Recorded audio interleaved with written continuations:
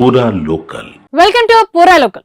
Trump సర్కార్కు భారీ ఎదురుదెబ్బ తగిలింది. తాజాగా జరిగిన 3 స్టేట్ ఎన్నికల్లో ప్రత్యర్థి డెమోక్రటిక్ పార్టీ అభ్యర్థులు ఘన విజయం సాధించారు.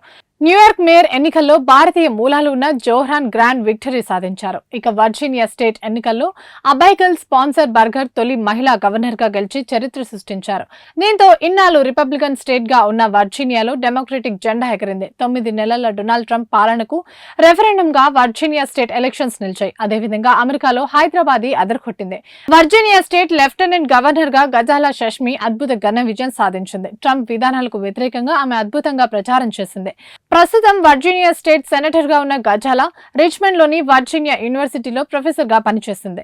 1964లో హైదరాబాద్ లోని మలక్పేటలో జన్మించిన గజాలా తన 4 ఏళ్ల ప్రాయంలోనే కుటుంబం అమెరికాకు వెళ్లింది.